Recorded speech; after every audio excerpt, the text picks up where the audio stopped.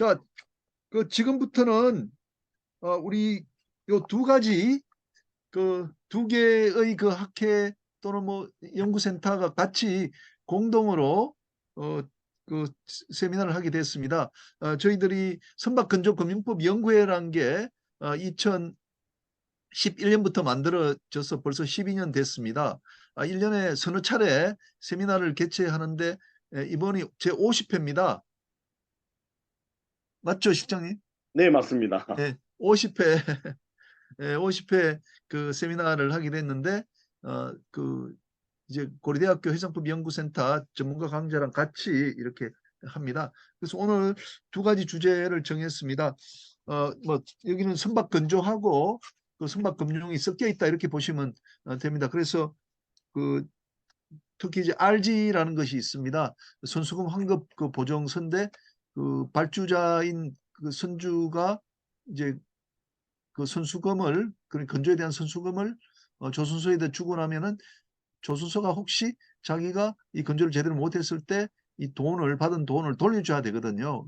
그것을 이제 보정해주는 그 정서가 은행으로부터 발행이 됩니다. 그것을 우리가 RG 선수금 환급 보정서라고 그럽니다. 근데 이게 발급이 되지 않으면 선주들이 처음부터 돈을 주지 않거든요. 그래서 대단히 중요한 건데 이제 은행이 이걸 끊어줄 때 이런 그 이 조선사들이 그래도 어느 정도 튼튼해야 이 끊어주기 때문에 RG가 잘 안 되면은 그 선주들이 배를 이제 건조해 달라고 해도 이게 RG가 없으면은 그 건조 계약이 성립이 되지 않는 그런 문제점이 있습니다. 그래서 오늘 그 장세호 산업은행 그 실장님께서 우리 국내 조선사의 RG 발급 현황하고 이걸 좀 개선하려면 어떻게 하면 좋은지 그 말씀을 해주시겠습니다. 그리고 제 2강은 이제 토목학회가 후원을 하는데 최근에 이제 해상 풍력 발전이 굉장히 붐이지 않습니까? 그런데 우리나라 영해나 그 배타적 경제 수역의 풍력 단지를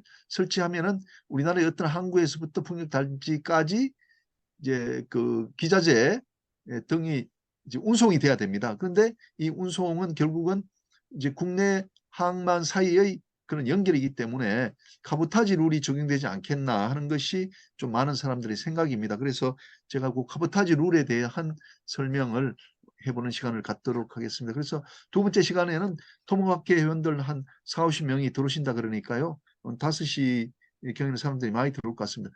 장세호 실장님 가능하면 40분 정도 좀 45분 정도로 좀 해주시기 바랍니다. 예, 부탁드립니다. 알겠습니다.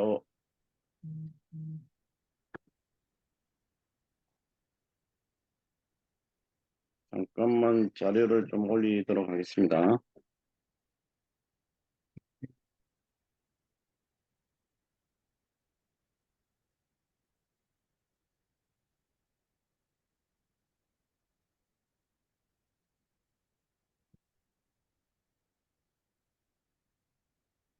자료가 올라왔죠? 예, 올라왔습니다. 네. 예, 오늘 국내 조선사 RG 발급 현황에 대해서 말씀드리고요. 최근에 보면은 중소조선사 같은 경우는 RG 발급이 상당히 잘 안 되는 걸로 알고 있는데, 그런 데 대한 해결 방안이 있을까 하는 데에 대해서 말씀을 드리고자 합니다. 어, 오늘이 원래 선박건조금융법 연구회에 이제 일하는 분과 같이 하는데 요번이 50회인데요. 어쨌든 뭐 제가 발표를 하게 돼서 영광입니다. 예, 요 내용을 보시면 두 번째 목차를 보시면 RG가 뭔지에 대해서 먼저 말씀을 드리고요. 그리고 대형 조선소, 중소형 조선소 RG 현황이 어떻게 되고, 그리고 국내 RG를 좀 활성화할 수 있는 방안이 없을까? 거기에 대해서 말씀을 드리도록 하겠습니다. RG는 뭐 다 잘 아실 것 같긴 한데요. 조선소는 선박 건조 계약을 체결할 때, 선박 인도 등, 그때는 이제 선박 건조 계약을 체결하면은 조선소는 선박을 지어서 인도를 해야 될 책임이 있는 거고, 어, 발주처는 이제 조선소 선박 건조 대금을 지급을 해야 되는 책임이 있죠. 그래서 상무 계약이라고 하는데 어, 조선소가 이제 돈은 선수금을 먼저 받게 되는 거잖아요. 선박을 건조를 하게 되면은 통상 한 2년 정도 걸리게 되는데 선수금을 먼저 받습니다. 그리고 한 2년 후에 선박을 인도를 해야 되는데 어, 저희 발주처에서는 돈을 주고 이제 선박을 못 받을 수가 있는 위험이 있다 보니까 선박을 인도 못하게 되면 거기에 따라서 어, 기지급한 선급금을 환급받을 수 있는 보증서를 발급해 달라고 합니다. 그래서 그 보증서를 어떤 식으로 하냐면은 어, 조선소가 은행에 요청을 해서 보증기관에 요청을 해서 뭐 산업은행이면 산업은행이 되고 그래서 그 보증서를 선주 쪽으로 이렇게 RG를 발급하게 되는 거죠. 그러면은 혹시 이제 조선소가 부도가 나거나 선박 건조를 제대로 못하게 되면은 이 보증서를 선주는 은행에 요청을 하게 되면 보증기관에 요청을 하게 되면은 은행은 비지급한 선급금을 이렇게 환급을 하고요. 은행은 조선소에 청구를 하게 되는 그런 개념입니다. 그런 개념인데 이제 RG를 이제 최근에 보면은 RG 부담이 사실은 그렇게 크지는 않습니다. 왜냐하면은 예전에 보면은 선박 건조 대금을 과거에 보면은 사이닝 할 때 10%, 스틸 커팅 할 때 10%, 킬레잉 10%, 지금 현재 이렇게 돼 있습니다. 현재 요 사이 보면은 이런 식으로 지금 선급금이 나가고 있는데요. 딜리버리 때 보통 이제 60% 정도 이제 건조대금을 내는데요. 과거에는 보면은 균등 분할 방식으로 해가지고 20%, 20%, 20%, 20%한 5번에 걸쳐서 냈거든요. 그러면 RG 부담이 이제 100인 경우에 한 80 정도가 RG로 끊기는데 최근에는 헤비테일 방식으로 되다 보니까 RG는 보통 한 요 정도 한 40%가 선박 건조 가격의 한 40% 정도가 RG로 끊기고 그러면 조선소는 이제 이 선박을 건조하기 위해서 필요한 자금이 있지 않습니까? 그 자금은 뭐 한 100이면 한 뭐 한 80 정도가 이제 뭐 이익금이 한 10이라 그러면은 한 90 정도가 이제 건조 뭐 원자재라든가 이런 자금이 필요할 텐데 선급금으로 받는 게 한 40%고 한 50% 정도는 이제 제작 금융이 필요할 거잖아요. 물론 뭐 회사가 돈이 많으면 자기 돈으로 할 수 있겠지만 재료비 조달을 할 수 있겠지만 그렇지 못하다면은 그 나머지 돈에 대해서는 제작 금융 형태로 자금을 조달하게 됩니다. 그러니까는 선박 건조하기 위해서 선급금으로 받은 한 40% 그리고 제작 금융으로 필요한 제작 금융을 통해서 한 4, 50% 그래서 건조를 해서 딜리버리를 하게 되는 거죠. 이런 형태가 되고요. 요 RG가 어떤 형태가 되어 있냐면은 여기에 이제 선박 건조 계약서에 나타나 있는 RG인데요. 여기에 보면 좀 확대를 해보겠습니다. 잘 보이실지 모르겠는데 여기 보면 요 내용입니다. 선박 건조 계약을 체결함에 있어서 혹시 지급 어, 선급금을 리펀드 해야 될 사항이 발생하면은 요 보증서를 내면은 어, 선급금하고 6%의 이자를 지급하겠다라는 그런 내용입니다. 이렇게 보시면 될 것 같고요.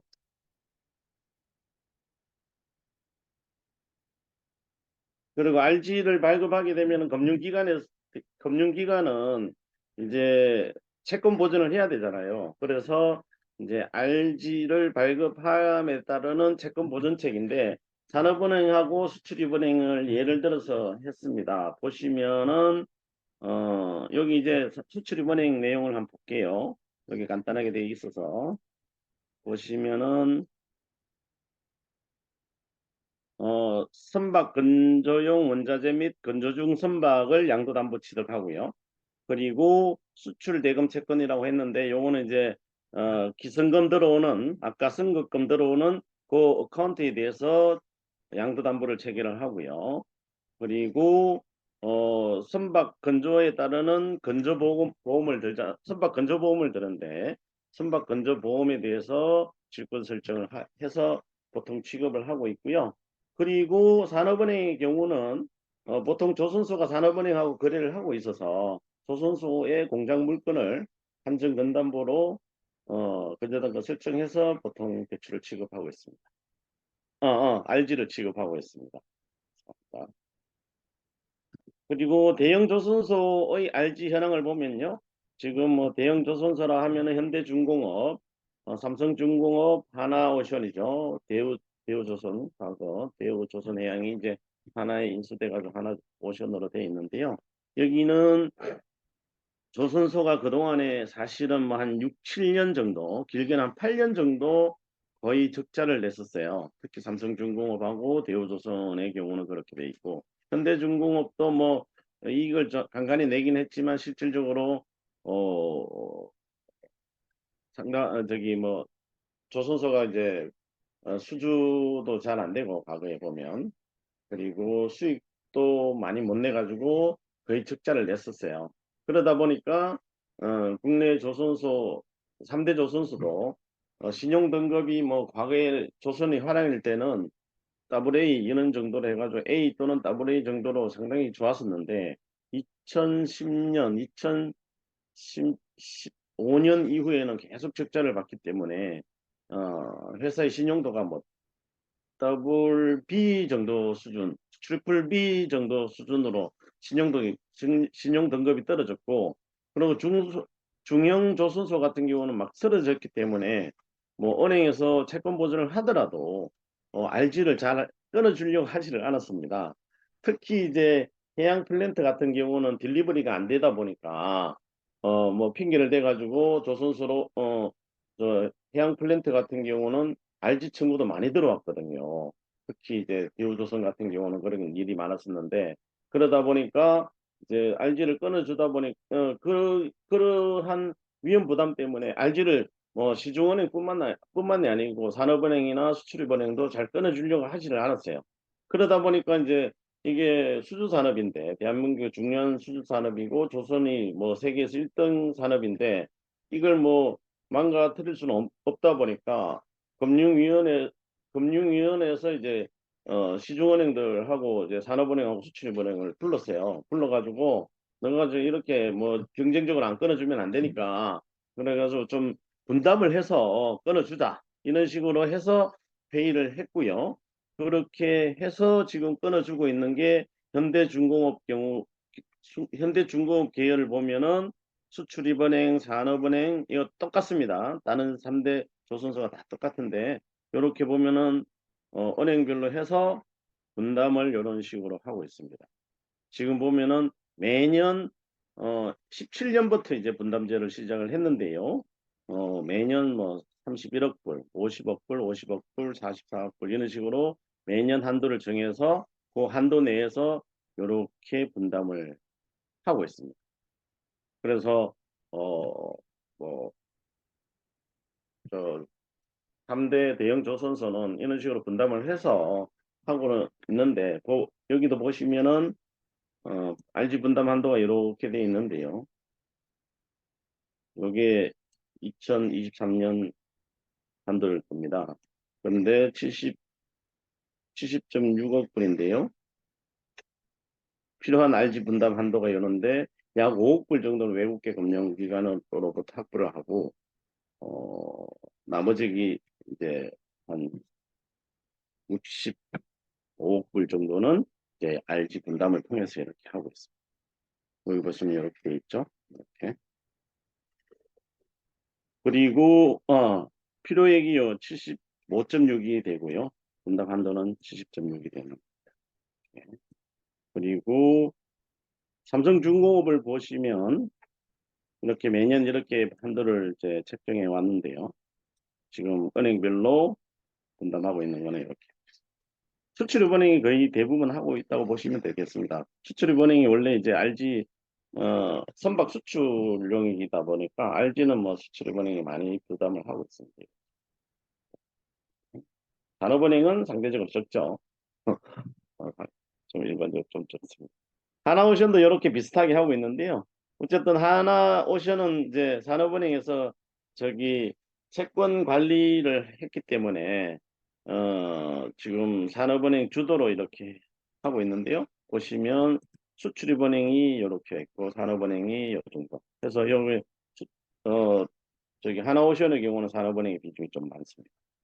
이렇게 좀 분담을 하고 있어서 크게 문제 없이 이제 대형 조선사들은 이런 식으로 하고 있는데 사실 중소형 조선소의 경우는 이제 회사 내용이 더 안 좋습니다. K조선, 뭐 HJ중공업, 대선조선, 대한조선 등이 있는데 얘네들이 신용 등급을 보시면요. 여기 신용 등급을 보시면은 트리플 C, HJ조선 이게 이제 한진중공업이죠. 더블 B 마이너, 대선조선이 B 마이너, 대선조선 다시 워크가 들어간 걸로 알고 있는데 이렇게 돼 있고 대한조선이 트리플 C거든요. 보통 금융기관에서 트리플 C가 되면은 금융을 못하게 합니다. 요주의 정도 되는 어, 거래처가 되기 때문에 기본적으로 여신 취급이 불가하거든요. 그러다 보니까 중소형 조선소의 경우는 신용등급이 이렇다 보니까 실질적으로 시중은행에서 여신을 취급을 할 수가 없어요, 알지를.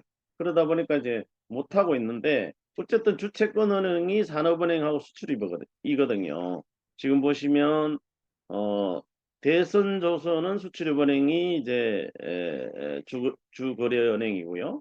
그리고 K조선이라든가 HJ중공업, 대한조선의 경우는 산업은행이 주거래은행입니다.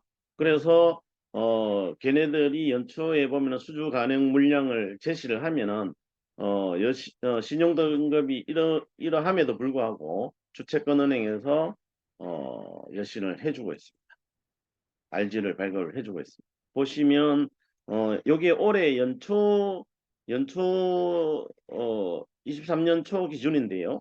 보시면은 RG 한도가 뭐 22억 불 정도, 22억 불 정도를 이제 수주를 할 건데 한다고 이제 예측을 한 거죠. 그리고 죄송합니다. 예상 수주량은 약 30억 불 정도가 될 것 같은데 그에 따르는 RG 한도가 약 22억 불이 필요하다고 이제 책정이 되었습니다.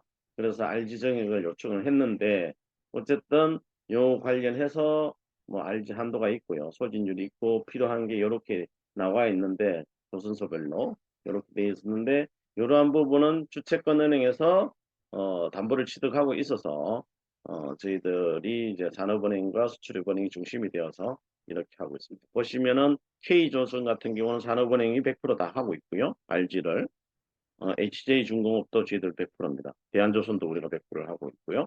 대선조선의 경우는 이제 여기 수출입은행에서 주로 하다 보니까 산업은행이 좀 적게 돼 있죠. 그렇습니다. 근데 소형조선소의 경우는 지금 소형조선소의 경우는 실제로 보시면은 등급이 이것보다 더 좋지 못하는 조선소가 대부분이고요.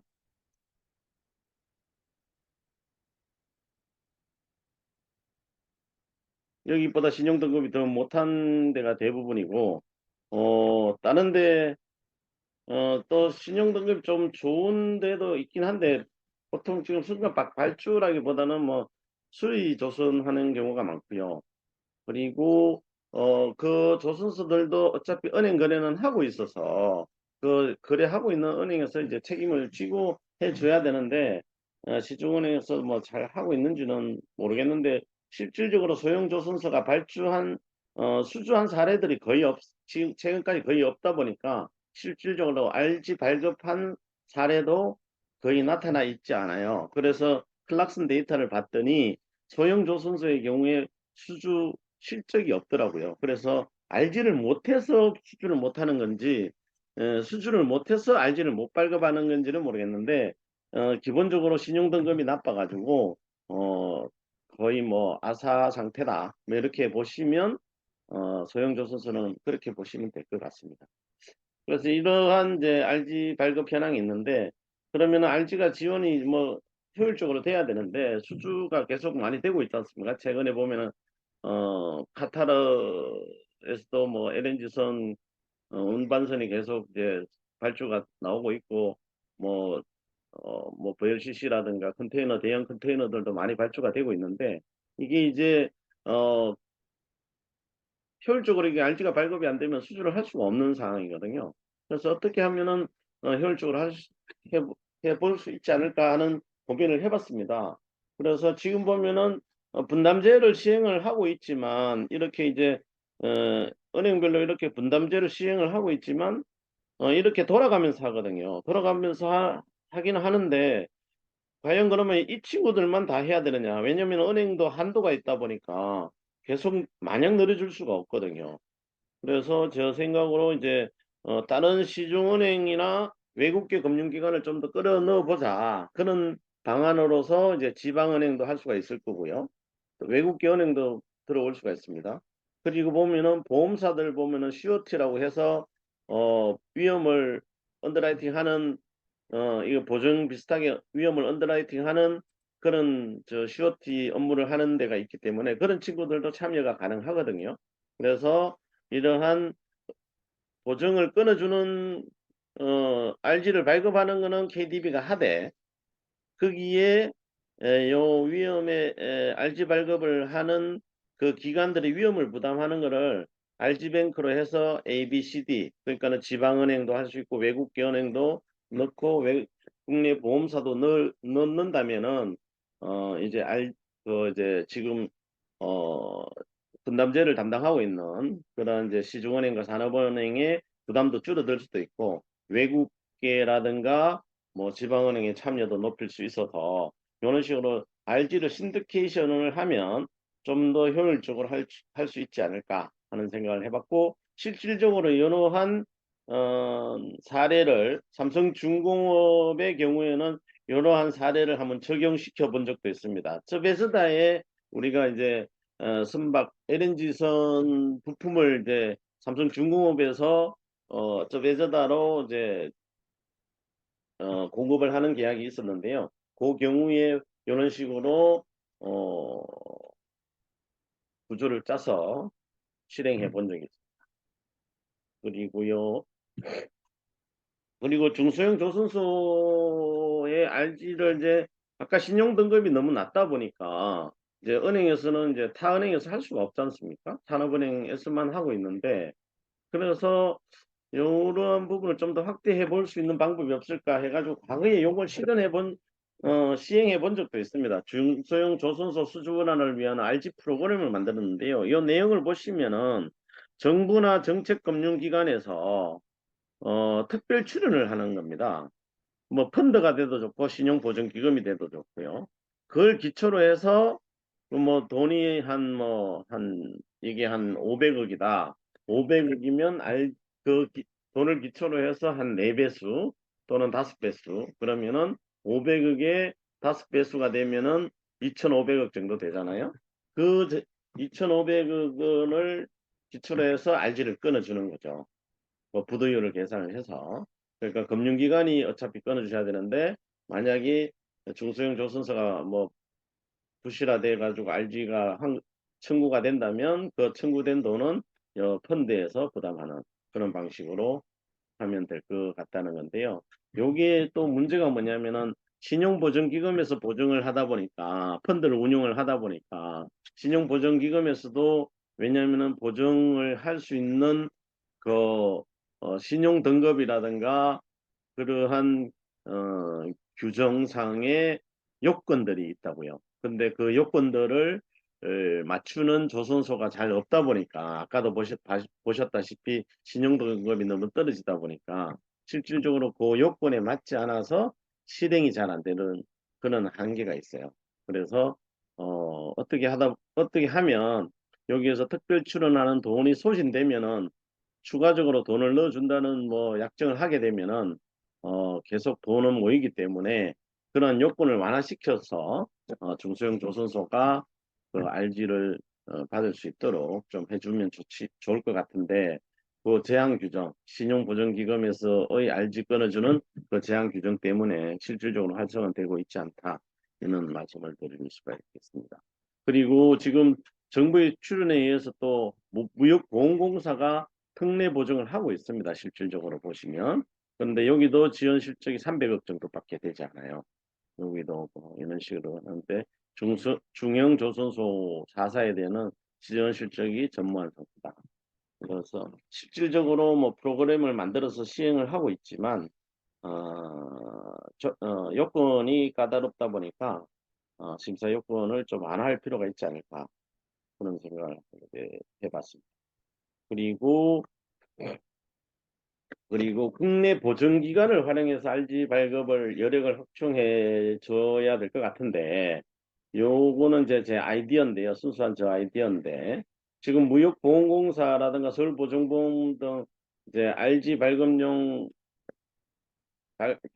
백투백 개런티. 왜냐면은 보증기관이다 보니까 지금 실질적으로 서울보증보험의 경우는 이제 보증서를 은행에서 RG를 끊어줄 때 그 RG 끊어주는 담보용으로 해서 이제 서울보증보험이나 무역공사의 보증을 받으면 되는데 그런 백투백 개런티를 좀 활성화할 필요가 있겠다 이런 생각입니다. 지금 서울보증보험의 경우는 최근에 상당히 활성화돼서 저기 3대 조선소의 경우는 서울보증보험에서 저기 RG 발급용 보증을 해주고 있습니다. 무역보험사도 특례 보증 형태로 하고 있고요.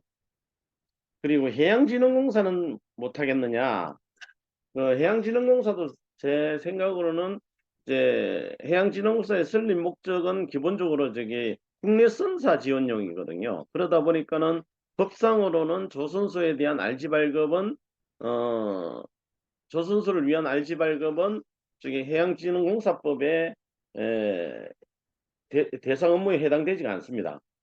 그렇지만은 어차피 국내 회원사들이 조선소로부터 선박을 건조를 해야 되다 보니까 결국은 조선소 지원이 국내 선사를 또 지원하는 간접적으로 지원하는 거기 때문에 제가 봤을 때는 해양진흥공사법을 손을 좀 보면 제가 봤을 때는 해양진흥공사가 조선소에 RG 발급하는 경우는 어, 되지 않을까 이런 생각을 해봤습니다. 그리고 해양진흥공사가 설립될 때도 그러한 부분에 대한 뭐 검토는 있었는데 그때는 포함이 안 됐는데 최근에 보면은 뭐 어차피 업무도 확장을 해야 되고 하니까 제가 보는 해양진흥공사법 어차피 국내 해운사가 발주하는 경우에는 해운사가 국내 조선소에 선박 건조를 체결하는 경우는 어차피 국내 해운사를 위한 일이기 때문에 그러한 경우는 RG 발급을 허용해주면은 신규로 해양진흥공사가 업무를 참여할 수 있는 음, 업무를 확대할 수 있는 그런 계기도 되지 않느냐 이런 생각을 해봤습니다. 그리고 요거는 이제 퍼포먼스 개런티를 활용하자는 내용인데 요거는 사실은 RG를 한다는 개념보다는 아까 제작금융 있지 않습니까? 앞에서 설명드렸던 제작금융을 좀 더 안전하게 해줄 수 있는 방안인데요. 왜냐하면 조선소가 이제 RG를 못 끊을 수가 없다면은 금융을 통해서 이제 제작금융을 해야 되잖아요. 그러면은 제작금융을 하기 위해서는 이제 여기도 돈을 빌려주는 은행 입장에서는 담보가 되어야 되는데 담보를 이제 그러니까 국내 해운사라든가 해외 해운사가 아까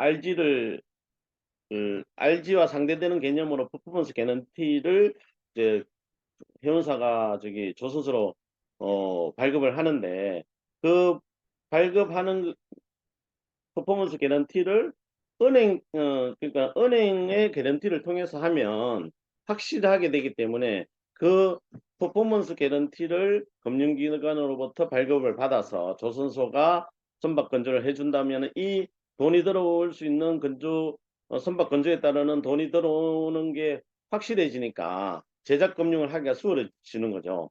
그래서 퍼포먼스 개런티를 이제 담보로 해서 제작 금융을 해주면 기본적으로 RG의 수요를 없애버리고 제작 금융을 통해서 지원할 수 있지 않을까 하는 그런 개념입니다. 그런데 이거는 이제 조선소의 신용 보강을 해주는 게 아니라 발주처에 대한 신용 보강을 통해서 돈이 움직이는 거기 때문에 여기 RG의 활성화라기보다는 이제 제작 금융을 활성화하는 그런 개념인데요. 이렇게 되면은 이제 조선소가 이제 건조 기간 중에는 조선소가 자금을 조달해야 되기 때문에 발주처는 금융 비용 부담이 줄어드는 거죠. 그런데 다만 이제 보증료만 좀 내면 되는 거기 때문에 그러한 나름의 효과가 있다. 조선소는 RG 발급에 따르는 부담보다는 이제 제적 금융을 통해서 선박을 건조해서 딜리버리하는 그런 개념을 좀 바꿔볼 수 있지 않을까 하는 그런 개념으로 제가 이렇게 한번 아이디어를 내봤습니다. 여기 이제 RG 지원 방안에 대해서 제가 설명을 드린 거고요. 이렇게 해서 뭐 국내 중소형 조선사라든가 대형 조선소가 지금 RG 부담이 계속 커지고 있는데 거기에 따르는 해결 방안으로서 이런 한 아이디어를 내본 거고요. 이런 게 어느 정도 보완이 돼서 하게 된다면은 지금 RG 발급을 좀 더 원활히 할 수 있지 않을까 하는 생각을 해봤습니다. 예, 요게 제가 RG 관련해서 제가 설명할 거는 여기까지고요. 교수님, 저기 혹시 그 풍력 관련해서도 지금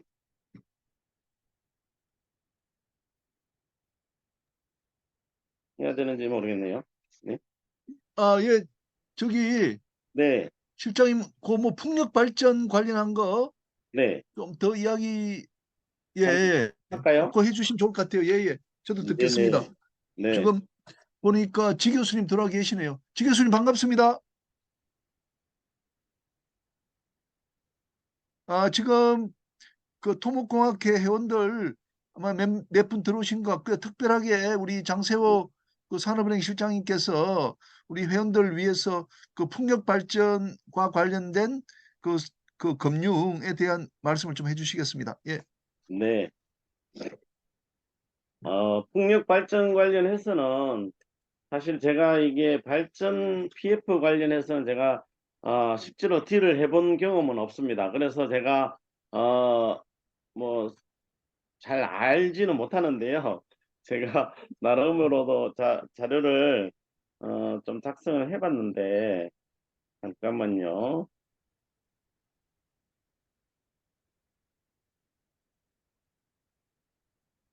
내용이 좀 어설프더라도 여기 하는데 잠깐만요. 자료를 다시 올려보도록 하겠습니다.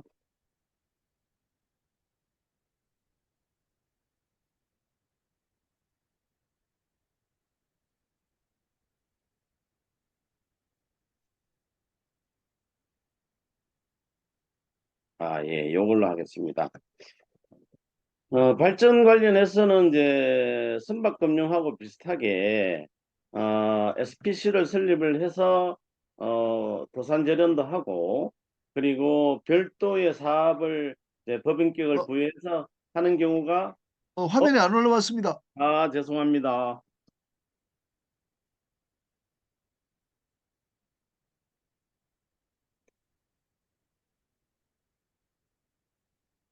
올라왔죠?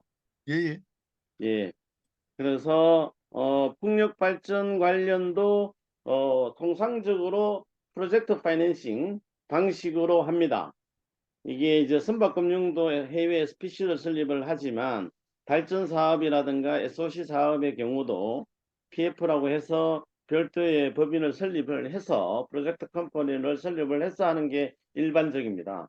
그래서 그 발전 사업을 개별적으로 취급을 하게 되는 거지요. 그래서 이 PF 방식을 쓰는데 PF의 뭐 의미라든가 이런 건 잘 아실 것 같은데요. 간단하게 짚고 넘어가겠습니다. 특정 프로젝트 관련해서 미래의 현금을 기초로 해서 SPC를 설립해서 하는 사업이고요. 그리고 특징들을 보면은 독립된 프로젝트 회사를 설립하고요. 그리고 사업주에 대해서 상한 청구권을 제한시키고요. 현금 흐름을 이제 그 개별 프로젝트에 대해서 통제를 하고 사업 구조는 이렇게 이제 단일화해서 하다 보니까 채권 보전책을 위해서 금융 구조를 좀 까다롭게 하고 뭐 사업도 그 사업에 맞춰서 금융 구조를 설립하다 보니까 상당히 복잡하다 이런 특징이 있습니다. 기업금융하고 비교를 해보면은 뭐 PF를 통해서 이제 별도의 사업을 하는 거니까 전체 회사 기업금융에서는 모든 사업을 하나의 기업 안에서 하는 거와 차이가 있는 거고요. 그리고 이제 프로젝트 파이낸싱을 하기 위해서는 이제 현금 흐름이 정확하게 돼야 되는 거고요. 그리고 현금 흐름이 왔다 갔다 하면 안 되잖아요. 그죠? 왜냐하면 원리금을 정확하게 상환을 해야 되다 보니까 통상적으로 현금 흐름이 정확해야 되고 투명해야 되고 현금 흐름이 고정이 돼야 된다. 왜냐하면은 매년 들어오는 돈이 일정해야 된다는 거죠. 그래서 그런 식으로 어, 이제 사업 구조를 그렇게 돼야지 그 PF의 사업 구조를 완성을 할 수가 있습니다. 그 관련해서 뭐 여러 개 상환 가능성 제고하는 방식이 있는데요. 이거는 기술적인 부분이라서 그냥 넘어가도록 하겠습니다. 그래서 그리고 BF는 뭐 은행에서 주로 이제 금융을 해주는데요. 금융 자문부터 해서 금융 주선. 그러니까 자문은 뭐 금융 관련해서 자문을 해주는 거고요.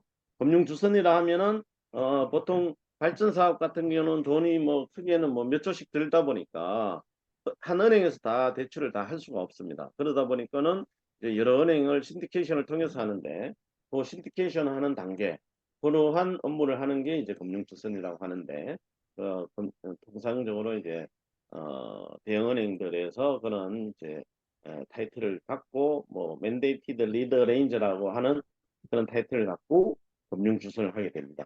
그리고 이제 금융 주선이 끝나고 나면은 대리은행이 사후 관리를 하게 되는 거고요. 그런 식으로 절차가 진행됩니다. 그래서 교수님께서 그런 최근 풍력 발전 관련해서 파이낸싱이 되느냐 이렇게 물어보셨었는데 저희들이 이제 은행에서도 많이 하고 있고요. 이미 많이 하고 있는데 최근에 했던 딜을 두 가지를 제가 여기에서 소개를 하려고 합니다. 국내에서 육상 풍력 발전을 한 사례가 있는데 보통 보면은 이제 산에 그 태백산맥 쪽에 보면 이제 바람이 많이 부는데 그쪽에 보면 이제 풍력 관련해서 이제 그 터빈 를 돌려서 이제 바람기비를 돌려서 이제 발전 사업을 하고 있는데요. 그 중에서 이제 영덕에 해맞이 육상풍력 사업이 하나 있었는데요. 그 사업하고 해외에는 보면은 영국 뭐 트리턴 터널인지 뭐 여기 정확하게 저도 이제 본건을 제가 한 게 아니고 다른 데서 한 자료를 제가 받아서 이제 올린 건데요. 그러다 보니까는 정확하진 않은데 어쨌든 영국에서 풍력 발전한 사례를 해상 풍력한 발전 사례를 하나 갖고 왔습니다. 국내에도 지금 해상 풍력 관련해서 이제 발전 사업을 하려고 하고 있는데 아직까지 금융 주선을 한 사례는 없을 거예요. 국내는 없고 해외는 여러 있습니다. 영국도 있고 대만도 있고요. 미국도 있고 많은데 우리나라도 이제 해상풍력 관련해서도 진행이 될 것 같은데 우리나라 해상풍력 관련해서 좀 문제점이 있다면은 바람 세기가 다른 나라에 비해서는 좀 덜 세다고 하네요. 그래서 발전 효율성이 좀 떨어진다는 얘기가 있는데 저기 전라도 남쪽 신안 쪽인가? 그쪽에는 좀 바람이 불어서 그쪽에 이제 사업을 진행을 하려고 하는 걸로 알고 있습니다.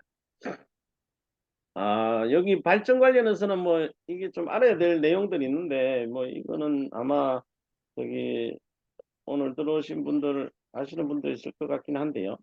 대충 보면 RPS라고 해가지고 신재생 에너지 공급 의무 제도가 있습니다. 이 풍력이 신재생 에너지 관련이거든요. 그래서 발전소들이 이제 신재생 그러니까 수력, 화력, 뭐 풍력이라든가 뭐 저기 조력, 뭐 태양광 이런 것 신재생 에너지를 의무할 제도가 있습니다. 지금 제가 알고 있기로는 2025년인가 그때 가면 25%까지 신재생 에너지로 공급을 해야 되는 걸로 알고 있고요. 그리고 S&P라고 해가지고 이제 이거는 전력의 가격입니다. 한전이나 전력 거래소로 공급할 때 전력에 대한 가격이고요. REC라고 있습니다. REC는 뭐냐면 신재생 에너지를 공급을 하게 되면은 그 단위당 보전을 해주는 그런 가격이 있는데요. 거기에 대한 그 한 정서당 그 가격을 정해놓은 게 있습니다. 거기 보시면 이게 전력거래소가 여기서 나오는데요. 여기 S&P 가격이 지금 보면은 S&P 가격이 오늘 가격으로 보면 145 이게 메가와트당 그런 알고 있는데요. 이렇게 돼 있고요. REC에 대한 가격이 이렇게 돼 있습니다. 그래서 우리가 이제 신재생 에너지를 생산해서 공급을 하면은 요 S&P하고 REC 가격을 합해서 공급 가격을 책정합니다. 근데 REC 관련해서는 이제 풍력의 경우는 1.4배수를 주는 걸로 알고 있는데 우리나라는 1.4배수 요거는 여기에 대해서 1.4를 곱해서 플러스해서 저기 전력 저기 뭐 한전이라든가 남부발전이라든가 이런데 전력을 공급하게 되어 있습니다. 그 가격을 합니다. 그래서 이제 영덕에서 만들어진 그 풍력 발전을 보면은 여기 보면 한국 동서발전하고 코론 글로벌이 7대3으로 투자해가지고 SPC를 만들었고요. 여기서 전력 판매하는 가격이 여기 보시면 동서발전과 REC 계약 체결된 가격인데 S&P가 REC 가중치를 해서 고정 가격으로 20년 동안 176.8원 킬로와트당 176.87원으로 고정되어서 이제 판매를 하게 되는 거죠. 그러면은 이제 이 SPC의 수익은 확정이 되는 거잖아요. 그러면은 거기에 관련해서 대주단에서 자금을 공급해 준 거에 대한 원리금을 요 가격으로 확정돼 있기 때문에 상환을 할 수가 있다는 거죠. 그래서 요 개별 프로젝트에 대해서 개별 SPC를 만들고 가격이 확정돼 있다 보니까 그 확정된 가격으로서 이제 대주단의 자본비를 충당을 하고 그 남는 거는 이제 영업비를 쓰고 일정 수준의 이윤을 가지게 되는 겁니다. 그런 형태고요. 요게 뭐 회사의 내용이고요. 요 풍력인데 풍력 관련해서 이게 요는 이제 기본적으로 이제 알아야 될 게 있는데 이게 발전할 수 있는 양도 어느 정도 확정이 돼야 되지 않습니까? 가격도 확정이 돼야 되지만 이게 풍력으로 발전할 수 있는 발전량을 추정을 해야 되는데 그 추정하는 기관들이 있습니다. 바람색이라든가 그런 걸 뭐 몇 년치 통계를 내서 하는데 여기 보시면 P75라고 돼 있는데 그 75% 확률로서 연간 발전할 수 있는 양이 68.8기가와트다. 이렇게 보시면 될 것 같고요. 그러면은 이 시설을 이용하는 게 22.8%를 이용을 한다. 그렇게 하면은 여기서 발전한 양과 가격을 곱하면 이 SPC의 수익이 되는 거고요. 거기에 대해서 대주단의 원리금을 상환할 수 있느냐 없느냐 그거를 판단하게 되는 겁니다. 그런 식으로 하는 거고요. 영국에 있는 뭐 트리턴 해상풍력을 보면은 여기 보시면 여기도 보면은 RW Renewable UK라고 되어 있는데요. 이 회사가 덴마크 회사인가 그렇더라고요. 저도 이 자료를 찾아봤는데요.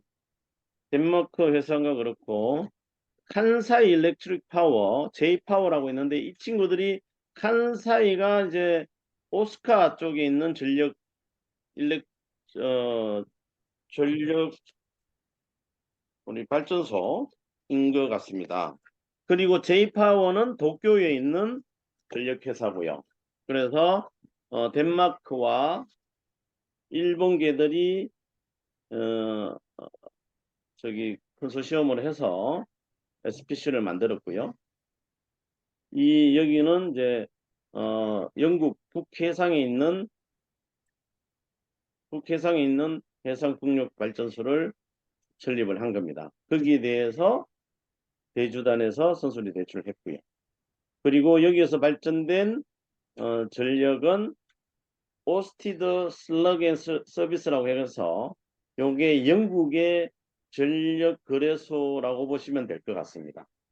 그래서 장기 공급 계약을 PPA 이거는 이게 이제 전력 공급 계약이거든요. 이렇게 체결을 해서 전력을 공급을 하는데 어떻게 하느냐 하면은 여기도 이제 가격이 고정이 안 되는데 전력은 항상 변할 수 있지 않습니까? 전력 가격은 매일 변하는데 그 변하는 가격에 대해서 혹시 어 일정 수준의 가격에 이하로 떨어지면 원리금을 상환할 수 있을 만큼 이 LCCC라는 회사에서 이게 영국에 있는 회사입니다. 로우 카본 이거 뭐지? 컨트랙터 컴퍼니 뭐 해서 요 이제 영국 정부가 수립한 회사인데요. 요 회사를 통해서 차액 정산을 해주면 그 수입을 통해서 원리금을 상환하는 구조 이렇게 돼 있습니다. 그래서 이제 여기도 아까도 우리나라와 같이 어, 생산할 수 있는 양, 북해상에서 이제 생산할 수 있는 전력의 양, 여기는 우리나라보다는 훨씬 더 좋더라고요. 약 2배 정도로 바람도 세고 그리고 발음도 일정하고, 그래서 아까 그 영덕에 있는 것보다는 생산량이라든가 저기 어, 저기 이제 터빈에 이제 돌릴 수 있는 이용률을 한 40% 정도까지 올려서 하는 딜인데요. 여기가 저희들에 비해서는 훨씬 더 좋더라.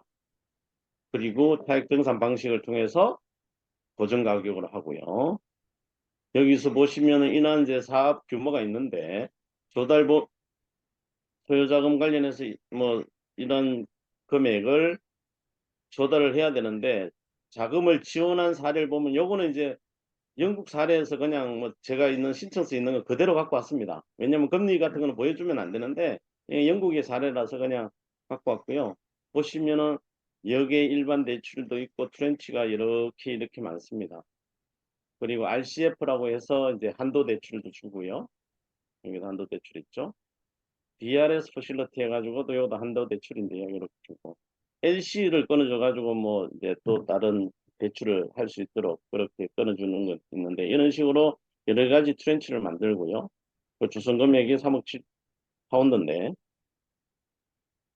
3억 7천만 파운드고요. 참여 여기 이제 산업은행에서 참여한 겁니다. 실제로. 그리고 금리들은 이렇게 돼 있는데요. 기간을 보시면 여신 기간을 보면은 한 14년, 뭐 8년, 15년 뭐 이런 식으로 어 여신 기간을 상당히 길게 해주고 있죠. 이런 식으로 어쨌든 이제 풍력 어 관련해서 이제 일정한 발전량과 고정된 가격이 고정을 할 수 있으면 PF 방식으로 해서 금융을 하고 있다. 지금도 많이 하고 있고 과거에도 좀 했고, 앞으로도 계속 할 거기 때문에, 풍력 관련해서 사업을 하게 되면, 그 이제 양과 가격이 고정이 되면은, 산업은행이나 뭐, 다른 시중은행 얘기를 하면, 파이낸싱은, 하는 데는 크게 지장이 없을 거다라는 말씀을 드리면서 저희 발표를 마치도록 하겠습니다.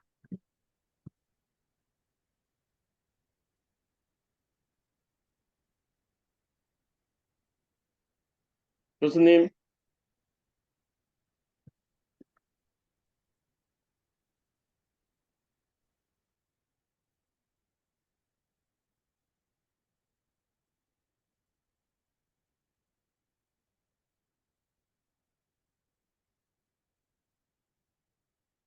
네, 교수님, 네, 제 장 실장 이제 발표는 요걸로 마쳤죠? 마치겠습니다. 예, 예. 그러면요. 네. 그 장 실장님 그 한 것에 대해서 혹시 뭐 더 질문 사항 있으시면 하시고 제가 이어서 하도록 하겠습니다. 동우야. 이리 온나 좀 올려줄래?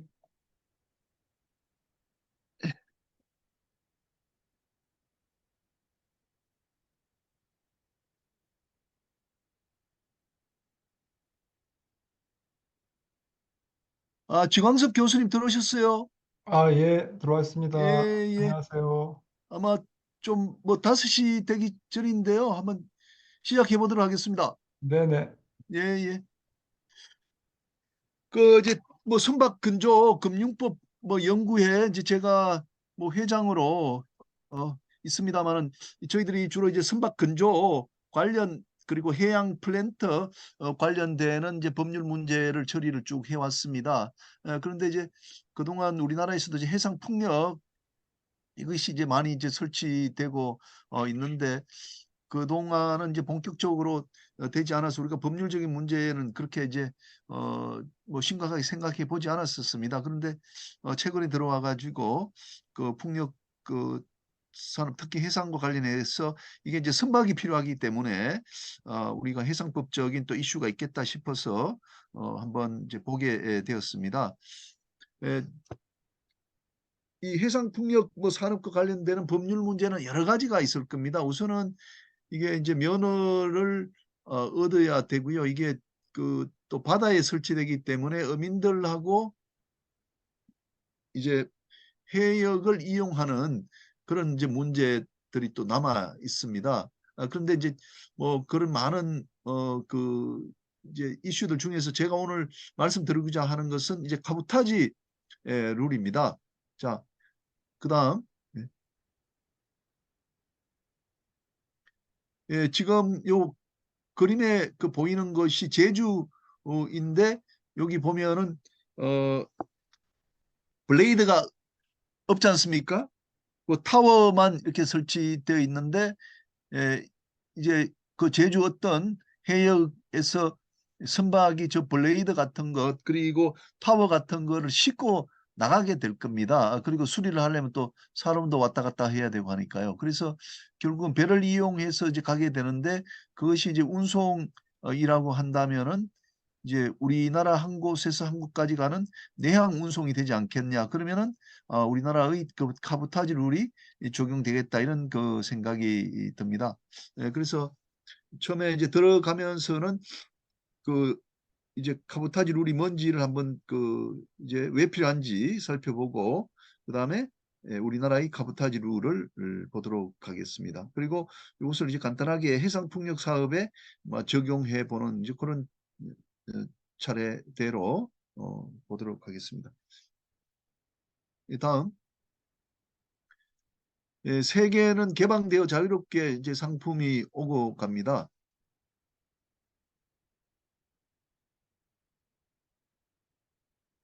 그래서 해운이라든지 또 항공 산업에서는 이제 자국 산업을 그 보호하는 그 제도를 가지고 있습니다. 에, 이 카보타지란 것은 이제 그 해운도 그렇고 항공도 그렇고 자국의 그런 항만 사이, 자국의 공항 사이를 오고 갈 때 자국의 그런 회사가 그 이제 운영을 해야 된다. 이제 그런 원칙이죠. 해운과 관련해서 본다면은 이제 그 내항 해운 우리가 부릅니다만은 우리나라 해운 회사와 그다음에 우리나라 선박으로 그런 내항 해운에서 그 이제 운송을 해야 된다. 그런 원칙이 되겠습니다. 뭐 예를 들면 우리나라 묵호에서 속초에서 또 인천까지 시멘트 운송을 많이 하고 있습니다. 그 묵호에서 나는 그 시멘트를 이렇게 해서 이제 인천까지 운송해주는 그런 그다이죠. 그래서 우리나라에서 일본 가면은 이게 내항 해운이 아니고 외항 해운이 되는 것이거든요. 그런데 우리나라 항구 두 곳을 오고 가는 것이기 때문에 내항 해운이 된다라고 봅니다. 자, 그런데 이런 내항 해운을 보호하기 위해 가지고 우리나라 해운회사가 우리나라 선박으로 운송을 하라라는 원칙이 있다 이거죠. 그런데 그 원칙을 우리가 이제 엄격하게 계속해서 이제 그 주장을 하게 되면은 좀 불편함이 많고 또 비효율이 발생할 수가 있는 겁니다. 예를 들어서 어, 미국에서 이제 부산항으로 또는 일본에서 부산항으로 뭐 자동차 뭐 운반선이 자동차를 싣고 왔다 이겁니다. 그런데 부산항에서부터 이제 다시 이제 두 번째 항구인 광양에 갔다가 그다음에 인천항으로 딱 간다 이죠. 그러면 우리나라에 왔을 때 부산항, 광양, 그다음에 인천항 이렇게 왔다 갔다 왔다 하는데 이 카보타지 룰을 적용하려면은 이제 일본에서 또는 미국에서 부산항에 도착할 때까지는 이제 외국 예를 들면 NYK 선박이 싣고 왔다가 그럼 부산항에서부터 광양 인천항 갈 때는 또 다른 우리나라 이제 그 운반선이 싣고 가야 된다는 거죠. 그러면 그 배에 한번 실렸던 자동차가 한번 풀려져 가지고 육지에 내려 가지고 다시 조그만 그런 선박에 다시 들어가야 된다는 거죠. 그래서 그렇게 하기보다는 한번 실린 그 NYK 배가 부산항에 있다가 그다음에 광양에 갔다 인천항에 갔다 하는 것이 더 이제 비용이 적게 들고 효율적이지 않느냐라는 우리가 이야기를 할 수 있는 거죠. 그래서 물류 비용이 많이 증가되니까 이럴 때는 우리가 예외 규정을 도입해 가지고 그 이제 지금 조금 전에 제가 예를 든 NYK 그 선박이 광양 인천항으로 가도 되겠다. 이제 그렇게 우리가 말을 할 수가 있겠습니다. 그런 예외 규정을 둘 필요가 있다는 거죠. 지금 이런 예외가 허용되고 있는 것으로 알고 있습니다. 예, 그다음 예, 그래서 이제 최근 우리 해상 풍력 발전에서도 이 카보타지 제도를 엄격히 적용할 것인가 하는 문제가 있습니다. 이 문제는 지금 뭐 현실화되어 가지고 그 이제 뭐 단속이 대상이 됐다든지 그런 것은 아니고 지금 이제 해상 변호사들 또 저 같은 해상부 교수들이 이제 그 해상 풍력 발전 뭐 관련되는 법률 문제를 처리하다 보니까 이제 우리가 알게 된 그런 어, 이제 문제라는 겁니다. 예, 해상 풍력 발전은 이제 바다에 설치되는 거죠. 육상에 설치되는 그런 육상 풍력 발전 아까 장세호 실장이 말씀하셨습니다마는 영덕의 그 산에 설치된 그런 풍력 발전도 있겠죠. 그렇지만 우리가 이제 해상 풍력 발전의 설치가 이제 많아지고 있습니다. 그러면 해상 풍력 발전이 이제 설치되는 곳은 영해 아니면 이제 배타적 경제 수역입니다. 우리가 배타적 경제 수역 그 이제 기선에서부터 200해리까지는 이제 연안국의 이제 배타적 관할 하에 연안국의 배타적 관할 하에 이제 속하고 이러한 그 풍력 발전을 연안국이 설치할 수 있는 그런 이제 권리가 주어져 있는 거죠. 자, 그래서 이 풍력 발전이 아까 우리가 보면 뭐 제주라든지 아니면 제가 알기로는 뭐그 전라남도 신안 앞에도 같은 그 해역에 이제 설치가 된다고 할 때 그러면 또 울산항 쪽에도 지금 설치를 한다고 하지 않습니까? 그러면 울산항에서 이제 풍력 단지까지 그다음에 제주항에서 제주 어디 그 어느 그 풍력 단지까지 이런 뭐 모노파일이라든지 또 블레이드 타워 이런 걸 싣고 가야 될 겁니다. 그리고 또 이제 뭐 그 수리를 위해 가지고 또 사람들도 가야 되고요. 뭐 이런 것들을 이제 운반할 필요가 있지 않겠습니까? 그러면 이걸 운반을 한다. 이것을 어, 그 내양 운송으로 봐야 하는가? 그다음에 그러면 이게 카보타지 룰의 적용을 받는다면은 반드시 한국 운송인, 한국 운송회사 그리고 뭐 그 보니까 동방이 이런 일을 좀 했다고 하더라고요. 우리 그 운송하고 있는 동방과 이제 그 운송 계약을 체결해서 해야 되는가. 그리고 또 그 풍력 그 설비를 운반하는 그 배가 풍력 장치선이 반드시 한국 선적을 달고 있는 한국 깃발을 달고 있는 선박에 의하여야 하는가라는 이제 의문이 생긴다는 겁니다. 자, 다음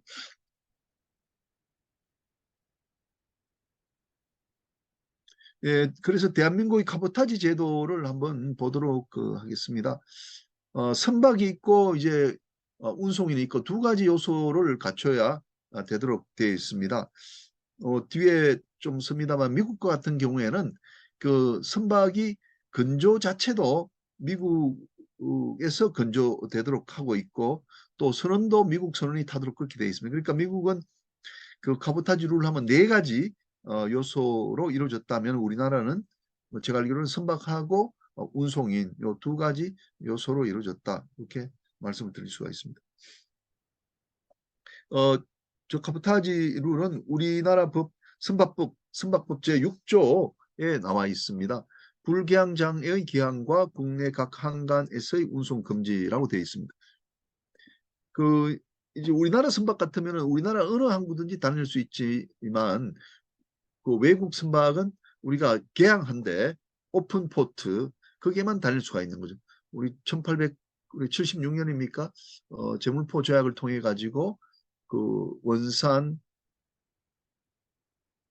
어, 그 부산 그리고 인천 제물포 이렇게 세 항구만 개항을 했지 않습니까? 그게 바로 그런 이야기죠. 그 항에 대해서는 외국 선박이 개항을 할 수 있다 이런 거죠. 그래서 선박법 제6조에서도 한국 선박이 아니면 불개항장에 개항을 못 한다 이거죠. 그러니까 우리나라가 지금 한 16개인가 개항이 돼 있을 겁니다. 그 항구 무역항에만 개항할 수 있다. 외국 선박은. 그러니까 한국 선박이 아니면은 그런 무역항에 개항을 못 한다는 거죠.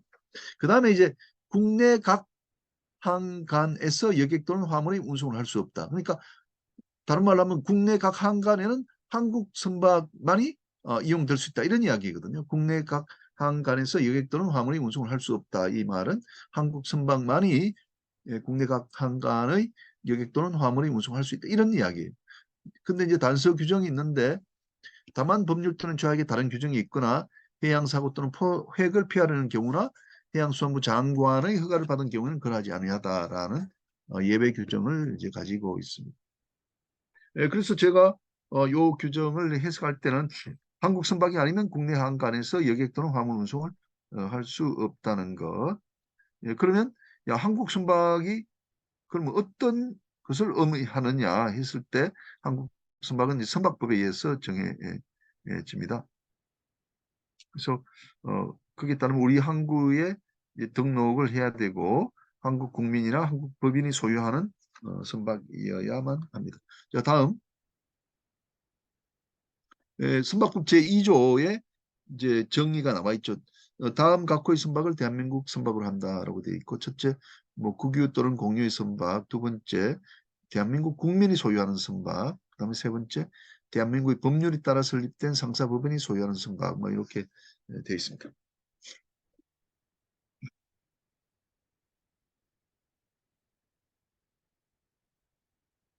예, 다음.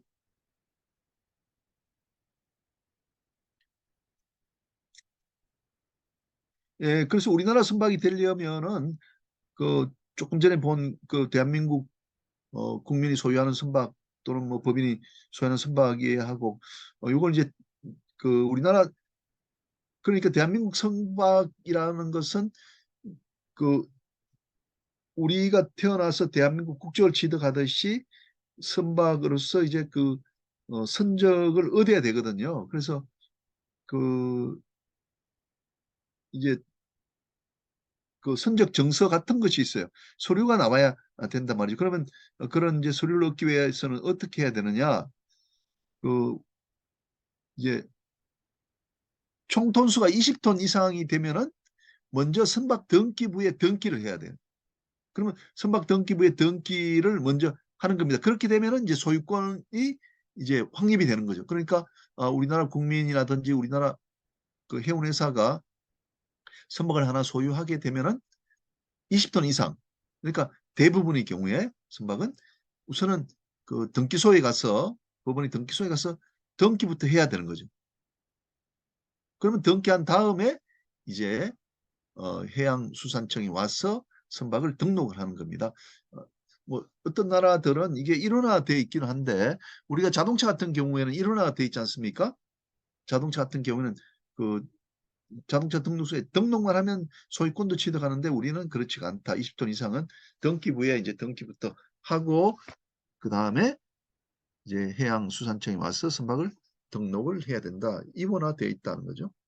그 다음에 20톤 이하의 선박은 바로 등록하면은 한국 선적을 얻게 됩니다. 20톤 이하의 경우에는 등기하는 제도가 없기 때문에 그 선박법 제8조 1항에 따라서 그 등록을 신청하면은 이제 그 선박 국적 정서를 이제 예, 그 발급받게 되는 거죠.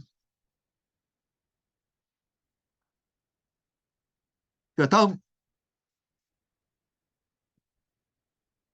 자, 그다음에 이제 그 사업자 요건을 봐야 됩니다. 조금 전에는 선박에 대한 요건이거든요. 선박은 내항을 하려면은 한국 선박이야 된다 그렇고 그렇게 하려면은 이제 그 등기소에 등기를 하고 다시 등록을 해야 된다 이렇게 돼 있지 않습니까? 그런데 그다음 두 번째 요건은 사업자 그러니까 한국의 운송인이 돼야 된다 이런 이야기. 내항 화물 운송 사업이란 국내 항과 이제 국내항 사이에 운항하는 해상화물 운송 사업이라고 정의를 하고 있습니다. 우리 해운법에. 그래서 이런 내항 화물 운송 사업을 하려면은 해양수산부 장관에게 등록을 해야 됩니다. 그다음에 25조에 뭐 등록 특례 제도가 있고요. 그다음 그래서 이제 사업 등록하는 걸 보면은 1항에 내양 화물 운송 사업을 경영하려는 자는 해양수산부 령으로 정하는 바에 따라 해양수산부 장관에게 등록해야 된다고 되어 있고요. 또 뭐 신청서를 제출해야 돼요. 사업계획서하고 또 선박 뭐 한 척 이상 있다는 것. 해양수산부 장관에게 제출을 하게 됩니다. 그다음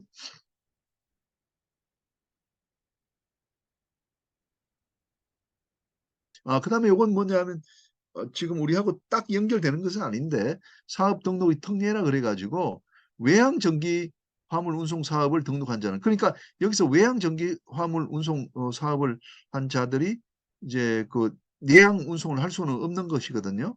면허가 따로 있어야 되는데 국내항과 국내항 사이에 운송하는 빈 컨테이너나 수출 컨테이너 화물의 경우에는 예외적으로 뭐 내항 화물 운송 사업의 등록을 하지 않고도 운송을 할 수 있다 이거죠. 아까 처음에 이제 제가 시작했듯이 그런 이제 편리가 있기 때문에 특별하게 그 외항 전기화물 운송 사업 등록을 하면은 이러한 편리가 이제 그 카보타지를 할 수 있다. 이게 이제 특례가 있다는 거죠. 따라서 우리 그 해상 풍력 발전과 관련해서도 이러한 뭐 특례를 둘 수 있지 않겠냐는 의미에서 한번 검토를 해봤습니다. 자, 그다음요. 그다음에 외국항 간의 운송 되는 과정에서 뭐 이렇게 되는 경우는 요 마찬가지로 조금은 이제 특례가 인정되어 있는 그런 예입니다. 그래서 그 이제 제가 요걸 둔 이유는 그 풍력 발전의 경우에도 이런 것을 한번 활용할 수 있지 않겠냐 예외 규정입니다. 그러니까 카보타지 룰이 적용되지 않는 그런 예외 규정이 있다는 겁니다. 자, 그다음 그래서 요게 이제 중요한 내용이거든요. 내양 화물 운송 사업을 하려는 자는 그 한국 국민이나 또 한국 그 회사 어, 그 대한민국에 설립된 회사여야 된다 이런 취지죠. 근데 명문으로 된 건 없지만 해석이 그렇게 될 수밖에 없다 이렇게 봅니다. 그래서 전 내양 화물 운송 사업 신청을 하게 되면은 등록증을 이제 발급받게 되고요. 그렇게 등록증 발급받기 위해서는 시행규칙 제16조가 있는데 선박국적 정서를 제출하고 그리고 사업계획서를 또 제출을 해야 됩니다. 그리고 선박 보유량이 해양수산부령으로 정하는 등록 기준을 맞아야 되는데 한 척 이상의 한국 선박을 보유해야 되고 뭐 선박의 나이가 설령이 15년 이하여야 된다. 그리고 15년 이상인 경우에는 추가 절차를 거쳐야 되도록 그렇게 되어 있습니다. 자, 그다음요. 그다음요. 그다음에 내양해운에 관한 고시 내규입니다. 제1항의 사업자 그 소유의 선박 그러니까 배가 있어야 된다는 거죠. 자, 그런데 요게 이제 우리가 소위 말하는 BBCHP라는 개념이 있습니다. 자기가 반드시 소유하지 않아도 장차 한 15년 뒤, 20년 뒤에 내가 소유권을 취득할 것으로 된 경우에는 외국 선박, 현재 등기부에 외국 그 선박으로 돼 있다 하더라도 그 이제 면허를 받을 수 있다는 거죠. 그러니까 그 엄격한 카보타지 룰의 적용을 받지 않아도 된다는 거죠. 그러니까 반드시 깃발이 한국 깃발이어야 되는데 지금 내항 그 해상 화물 운송업자가 되기 위해서는 반드시 한국 깃발을 단 선박이 아니어도 되는 것이 있다 이거죠. 그건 뭐냐? 막 빌려서 되는 건 아니고 BBC HP 형태 소유권을 내가 취득하게 되는 말하자면 곧 얼마 안 있으면은 곧 한국 국적을 취득하도록 돼 있기 때문에 이건 이제 자세히 보면은 처음부터 우리 한국인이 선박을 소유를 하려고 했지만 내가 그 현금이 없기 때문에 이제 이런 형식으로 소유권을 이제 유보해서 그 소유권을 이제 외국의 회사에게 두고 자기는 일정하게 그 할부금을 갚게 되면은 몇 년이 지나서 소유권을 취득하는 그런 이제 기교를 부렸다 이렇게 보기 때문에 한국 선박으로 같이 봐주는 거죠. 그래서 어, 이걸 다른 말로 우리말로 뭐 국치부 나용선 또는 선체용선이라 부릅니다만 하여간 영어는 BBCHP 그런 형태의 배라면은 괜찮다. 뭐 파나마 등에 그 등록이 돼 있어도 괜찮다라는 것이 이제 우리 그 예외 규정이죠. 예, 그다음 그다음에 이제 세 번째 우리 건조 요건인데요. 우리나라는 미국과 달리 한국에서 건조된 선박일 것을 요구하지 않습니다. 그래서 어, 항구에 등록되어 한국적이기만 하면 충분하지 반드시 우리나라 조선소에서 건조될 것을 요구하지 않습니다. 미국의 경우에는 내항 운송에 종사하려면 반드시 미국에 있는 조선소에서 건조가 돼야 됩니다. 한국에 건조되어도 파나마에 등록이 되어 있다면은 이건 이제 그 카보타지의 적용 대상이 되는 한국 선박이 아닌 거죠. 네. 자, 그다음에 네 번째 선원 요건입니다. 우리나라 그 선박에는 우리나라 선원이 이제 승선하도록 되어 있는데 우리가 뭐 조금 전에 말씀드린 BBC, HP 같은 경우에 이제 외국인이 승선하는 것은 이제 가능하거든요. BBC, HP. 그러니까 일단은 외국 선박으로 되어 있기 때문에 예, 예. 그리고 또 이제 국제 선박으로 등록하게 되면 이제 그 BBC, HP 같은 것이 이제 국제 선박으로 등록하게 되면은 일정 수의 선원은 외국 선원이 승선하기 때문에 말하자면 100%그 우리나라 선원이 탄 배만이 한국의 내양 운송에 종사할 수 있다. 이건 아니다는 거죠. 그래서 선원 여건도 우리나라에는 이제 없는 것으로 보는 것이 맞다. 그래서 제가 아까 처음에 말씀드렸듯이 선박 요건과 이제 운송 요건 두 개만 우리나라의 카보타지 룰에 있다라고 이제 말씀을 드린 겁니다. 자, 그다음요. 그다음 이걸 뭐 간단하게 이제 해상풍력 사업에 한번 적용을 해봤습니다. 해상풍력 발전 사업의 경우에는 이제 그 그러니까 제가 지금 말씀드린 것을 여기 적용해 보면은 그 선박 건조 시에 한국 선박으로 어, 등록을 해야 됩니다. 그러니까 그 풍력 사업을 하려면 우리나라에서 하려면은 선박을 건조할 때 오더를 낼 때 조선소에 그 주문을 낼 때 이게 한국 선박으로 등록이 돼야 된다는 거죠. 그러니까 어,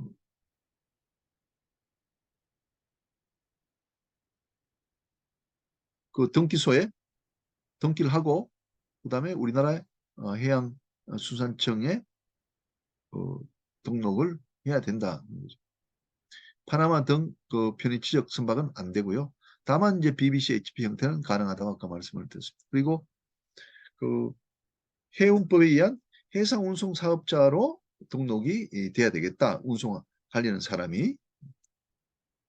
지금 요 그림은 그 이제 모노파일, 그죠? 그 모노파일, 그 타워 뭐 이런 것들을 싣고 가는 그런 이제 운반선, 작업선이라 하던데요. 작업선인 것 같습니다. 자, 그다음요. 그다음 이제 그 고려 사항입니다. 뭐, 뭐 제가 지금까지 말한 것은 이제 순수한 이제 운송의 관점에서 이야기를 했는데 그러면 그 지금 발표한 내용이 그럼 100%다 그대로 받아들여질 것인가? 거기에 대한 약간의 그런 이제 여유를 좀 말씀을 드리고자 하는 거죠. 카보타지 룰은 이제 운송을 보호하려고 하는 것이거든요. 우리나라의 그런 이제 그 내양 해운 업자를 보호하기 위한 것이란 말이죠. 근데 지금 우리가 보고 있는 건 작업선이지 않습니까? 작업선. 작업선의 운항, 작업선을 이제 운항하는 것인데 말하자면 풍력 발전에 필요한 여러 재료들을 자네들을 싣고 오고 가는 것인데 이게 과연 이제 운송인가? 그걸 한번 의문을 가질 수가 있는 거죠. 그래서 제가 두 가지를 한번 봤는데요. 기자재에 대한 운송을 약정한 경우에 예를 들면 해운에서 오늘 보니까 그 우리나라 동방이 자기들이 뭐 이런 그 해상풍력 그런 이제 운송의 전문 회사다라고 광고를 했더라고요. 그러면 그 우리나라 이제 뭐 울산에 이 풍력 발전을 설치하는 그런 회사들이 그 동방하고 이제 운송 계약을 체결하는 거죠. 동방하고 야 이거 좀 실어다오. 저 해상 뭐 10km까지 이런 그 모노파일하고 타워하고 블레이드를 좀 싣고 가다오라고 계약을 체결했다 이거죠.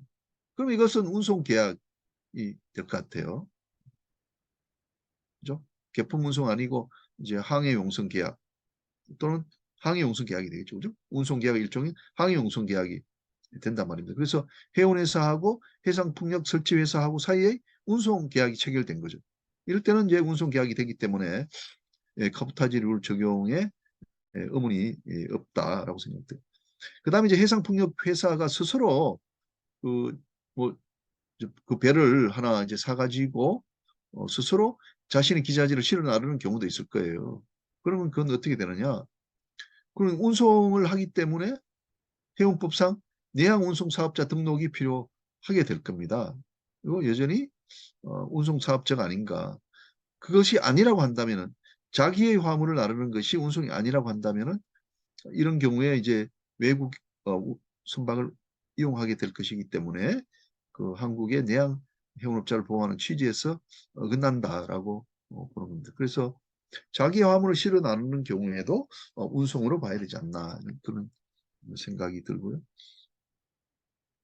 예, 그 다음에 여기 안 쓴 것 같은데 또 하나 생각해야 될 것이 우리가 항구와 항구 사이지 않습니까? 우리 해운법에서 적용되는 것은 항만과 항만 사이에 그 운송, 어떤 물건을 A라는 곳에서 B라는 곳에다가 이동시키는 항만과 항만 개념이란 말이죠. 근데 지금 이제 해상풍력 사업은 그런 개념이 아니고 한 곳은 이제 항만일 것이고 한 곳은 이제 바다에 있는 그런 이제 풍력 단지라 말입니다. 그럴 때는 이게 운송이 아닌가 두 지점 사이의 개념이 좀 허물어진 거 아닌가 싶지만 그래도 여전히 그 두 지점으로 국내에 있는 두 지점으로 봐서 운송으로 봐야 될 거 아닌가 이렇게 생각이 들고 우리가 항구와 항구는 어, 그 해역의 개념으로 봤을 때는 좀 더 영해 안에 있지 않습니까? 그걸 우리가 내해라 그러는데 인터널 워터라고 하는데 그러니까 항구와 항구는 내해 사이 내해와 내해 안에 있는 두 지점이고 여기 이 경우에는 하나는 내해 안에 있는 항만이지만 또 한 곳은 배타적 경제 수역이라는 우리나라에서 아주 널리 가 있는 곳이단 말이죠. 그럴 때는 어떻게 되느냐?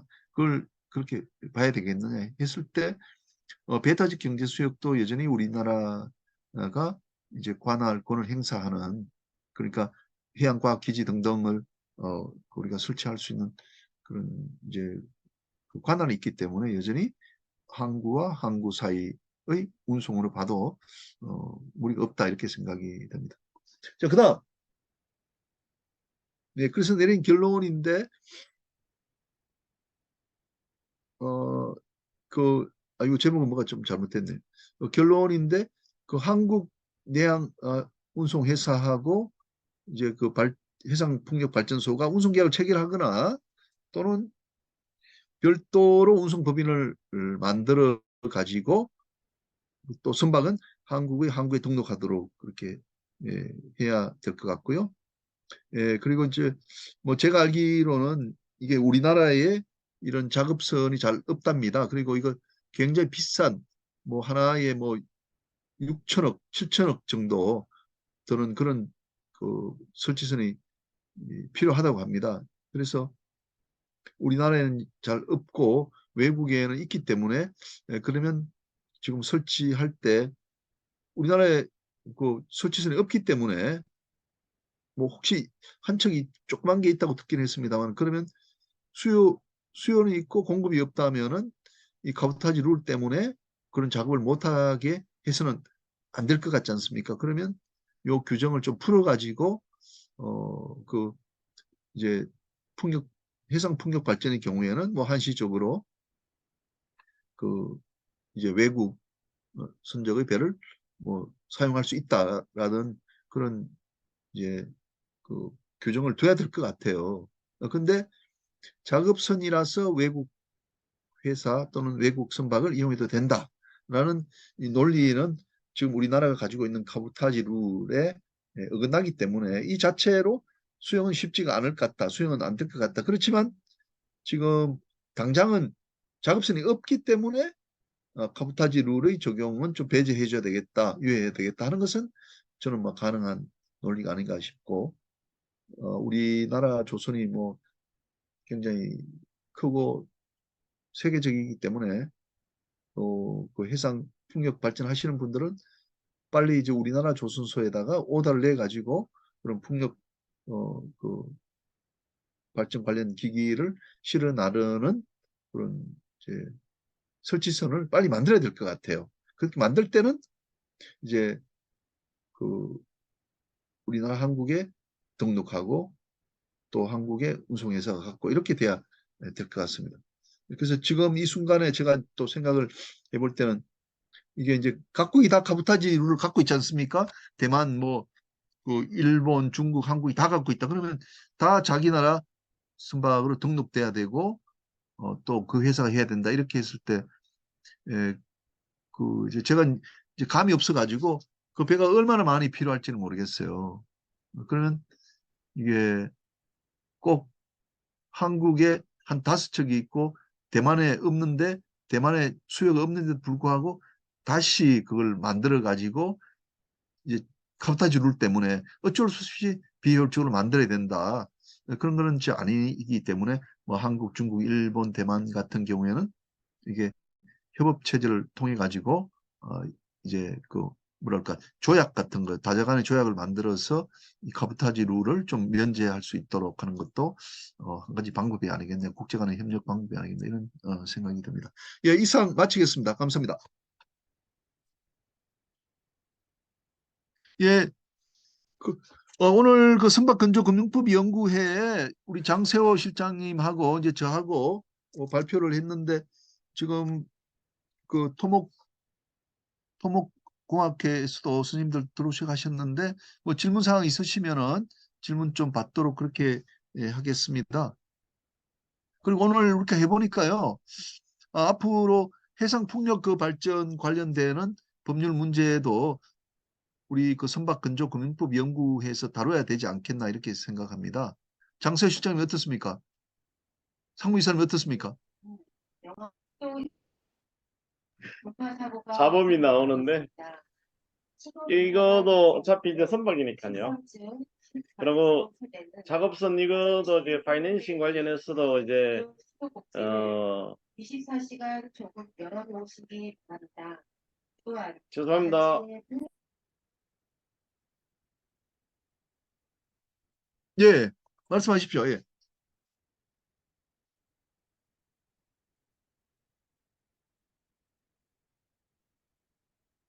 예, 장 실장님 말씀하십시오. 네, 교수님 지금 잡음이 있어서 잠시 예, 조금만 있다가 하겠습니다. 예, 예. 예. 지 교수님, 아, 네네. 주광석 교수님, 뭐 네. 좀, 우리 고려대학에 아주 연구 업적이 뭐 세계에서 몇 프로가 너무나 훌륭하신 그 교수님이신데 이 풍력 발전을 리드하고 계시는 교수님이시더라고요. 제가 한 달 전에 만나 뵀는데 그 우리 지금 망에 들어와 있는 분들이 사실은 이제 풍력 발전에 대해 잘 모르시기 때문에 조금 현재 어느 정도로 와 있는지 예를 들면 이 작업선이 지금 당장 필요한 그런 단계까지 와 있는지 현재 몇 기가 좀 설치되어 있는지 그런 것 좀 설명해 주시면 좋으실 것 같아요, 교수님. 아, 네. 소개 감사드립니다. 아니, 그렇게까지 안 띄워주셔도 되는데, 세게 띄워주셨네요. 그, 제가 김영 교수님 모신 거는 얼마 전에 이제 토목학회가 다른 이제 풍력 관련 그 네 개의 학회들, 그러니까 뭐 풍력 에너지 학회라든지, 한국 에너지 기후변화 학회, 그다음에 에너지 법 학회 등 이제 총 5개 학회가 과학기술 총연합회 주관으로 해서 저희가 이제 해상풍력 관련 포럼을 그 해상풍력에 관해서 이제 여러 집단들이 참여하기 때문에 A부터 Z까지 이제 쭉 거의 10월 달, 11월 달 그 2달에 걸쳐 가지고 그 정말 인텐시브하게 스터디를 했습니다. 그 이유는 이제 해상풍력 마켓이 제가 이제 비교할 때는 과거에 우리나라가 KTX 들어올 때하고 이제 비슷한 상황이라고 보는데요. 실제 마켓에는 지금 필요한 상황인데 이제 관련 기술하고 법규가 없는 상태에서 이미 시장은 열려서 추진되고 있는 상황. 네, 그런 상태로 제가 보고 있습니다. 그래서 해상풍력도 이제 유사한 작업이 진행이 되고 근데 현재 국내 이제 학계나 산업계가 밀접한 클러스터가 아직 형성되기 전이기 때문에 그 인접 분야별로 이제 커뮤니케이션이 별로 없어서 이번에 김인영 교수님 모시고 저희가 2달 동안 A부터 Z까지 그 세미나를 했고요. 그때 이제 그 저희가 세미나 한 자료는 지금 유튜브에 그 제가 세션별로 잘라가지고 그 동영상을 올려두었습니다. 그래서 얼마 전에 이제 김인영 교수님께 그 세션별 동영상 링크는 제가 따로 보내드렸거든요. 예를 들어서 뭐 해상폭력과 뭐 관련 법제화 문제, 뭐 해상폭력과 기후변화 문제, 그다음에 해상폭력과 뭐 인프라 문제. 김 교수님께서는 이제 인프라 쪽에서 이제 카보타지 룰이라 그다음에 경제 수역을 어떻게 활용하는가 네, 그런 문제에 대해서 그 논의를 해주셔서 다들 이제 굉장히 도움이 됐고 그 시야가 좀 밝아졌다고 의견을 주셨습니다. 감사합니다, 교수님. 그리고 이제 오늘 작업선에 대해서 말씀해 주셨는데요. 그 작업선이라고 이제 부르긴 한데 저희가 부르는 용어는 이제 전용선이라고 부릅니다. 해상풍력 전용선. 그러니까 어제 제가 그 김인영 교수님 그 해상 중재 포럼 세미나 때도 제가 갔더랬거든요. 왜냐하면 이제 그 주제가 그 시멘트 전용 운반선. 그래서 거기도 이제 전용선이라고 전용이 붙어 있는데 요 선박은 이제 해상풍력 전용입니다. 그래서 운반을 겸해가지고 설치까지 지금 같이 하고 있는 거라고 보시면 되겠습니다. 그러니까 이제 그 해상폭력 전용선은 또 마찬가지로 전용 항만이 필요합니다. 그러니까 항만도 전용으로 만들어야 됩니다. 그래서 그 항만에서 해상폭력 기자재들, 그 아까 보여드린 건 타워인데요. 타워, 그다음에 지지구조물 그런 것들을 이제 싣고 와가지고 한 번에 이제 그 설치하는 것을 지금 의미를 합니다. 가령 이제 저희 그 작업선 같은 경우는 이미 나올 때부터 뭐 다른 것도 마찬가지겠습니다만 한국에서 나올 때부터 차지가 되는 게 일반적이거든요. 그다음에 이미 작업 안 해도 나올 때부터 차지가 되고요. 그때부터 보험이 이제 같이 적용이 됩니다. 그래서 굉장히 비쌉니다. 그러니까 이게 왔다 갔다 하면은 그 자체로 비용이 어마어마하게 추가되기 때문에 가급적이면 같이 세트로 싣고 와서 작업하는 거를 원하고요. 그다음에 운반선도 별도로 저기 동원이 됩니다. 그러니까 운반선이 별도로 있어가지고 그 제작소에서 구조물이 워낙 거대하기 때문에 순차적으로 제작을 합니다. 그래서 운반선은 계속 이제 갔다가 그 현장에다가 피드를 해주는 역할을 하고요.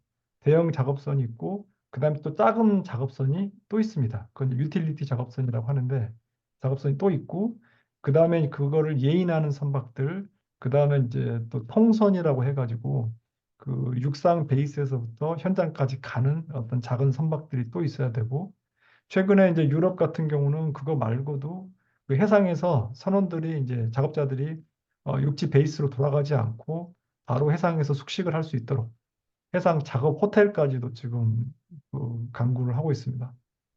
그리고 이제 지금 좀 전에 말씀드린 상황은 그 2대 작업선이 필요해서 한 거는 이번에 거의 완료되고 있는 이제 제주 한림 현장에 대해서 말씀드린 거고요. 풍력 발전기의 그 터빈은 점점 그 용량이 늘어나고 있습니다. 왜 그러냐면은 이제 해상풍력 그 단지를 개발할 때 기본적으로 이제 그 일종의 바람개비인데 거대한 바람개비인데 바람개비를 해상에서 잘 꽂아놔야지 되지 않겠습니까? 그래서 그 꽂아놓는 비용이 꽤 듭니다. 그래서 거의 전체 사업비의 25% 이상을 육박하기 때문에 가급적이면은 하나를 꽂아가지고 크게 돌리고 싶은 것이죠. 음. 그래서 이제 결국은 이제 그런 니드 때문에 점점 그 터빈의 용량이 커지고 터빈 개수가 줄면은 유지 관리를 위해서 출동해야 하는 횟수도 줄을 거고 그다음에 개통을 연결해야 되는 그 전기 공사 비용도 줄게 됩니다. 그래서 점점점 커지게 됩니다. 근데 점점점 커지게 되면 터빈 무게도 커지고 이제 블레이드의 길이도 길어지게 됩니다. 그래서 지금 이제 앞으로는 10메가와트도 지금 주문을 안 받고 있고요. 터빈사에서 해외 터빈에서 주문 받고 있는 거가 지금 15메가와트 주문 받고 있습니다. 그러면은 이제 그 무게하고 설치하는 위치를 고려하면은 현실적으로 이제 그러한 터빈을 핸들링 하려면은 국내에는 그 배가 없습니다.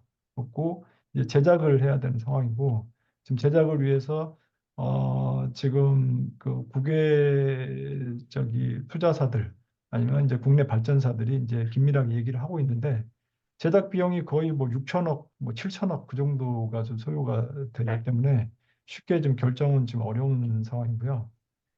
그다음에 또 하나 문제가 이제 우리나라 지반이 아주 극악합니다. 지반 상황이 서해는 뻘지역, 그다음에 동해는 안반 지역, 뭐 제주도도 안반 지역, 뭐 이렇게 구성이 돼 있고 근데 서해 지방 같은 경우는 지반 자체가 또 불확실성이 굉장히 큽니다.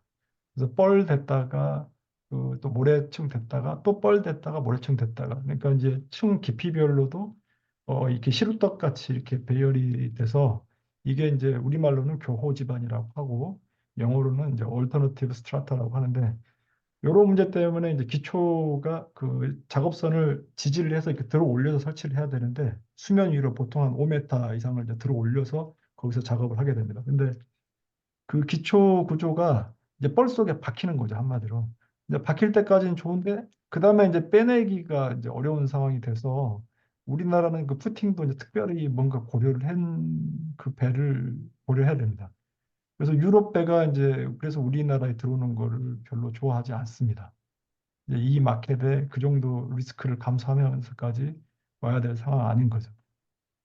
뭐 이런 정도로 예, 여기 작업선 현황에 대해서 예. 말씀드리고요.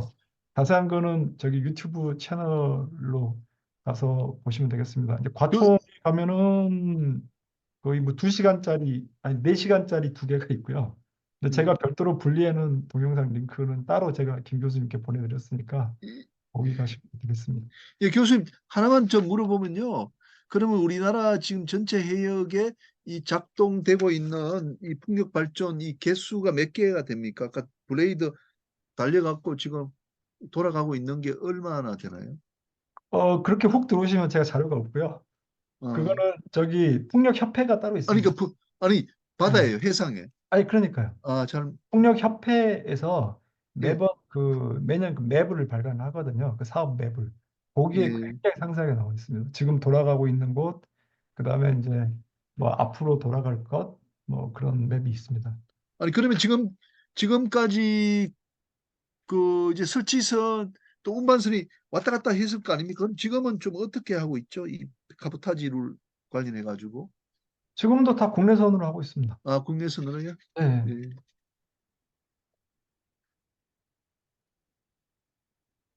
근데 이게 이제 해상에서는 이제 해상 그 안전 문제하고 같이 지금 엮여 또 있거든요.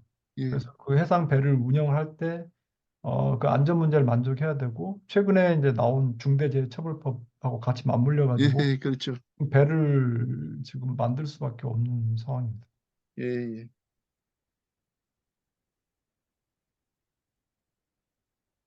예, 지금 문제가 되는 건 교수님 아까 말씀하셨듯이 이제 앞으로 굉장히 큰 그런 그 블레이드 또 터빈 이걸 운반하려면은 이 새로 신조가 있어야 되겠네요. 그죠? 예, 그렇습니다. 예. 그러니까 이때 정말 카보타지 룰이 정말 네, 중요하게 네. 작용하겠네요. 꼭 그걸 꼭 적용해야 될까? 그러면 그래서 비용이 상당히 현황을 보고 싶으시면요, 그 예. 인터넷에 한국풍력산업협회 거기 그 예. 웹사이트 가시면은 이제 그 설치 예. 현황 같은 거가 이 사람들이 이제 맵으로 만들어 가지고 이렇게 발간을 하고요, 데이터는 거기 예. 다 있습니다. 예, 예, 감사합니다. 예. 예, 좋은 정보 주셔서 감사합니다.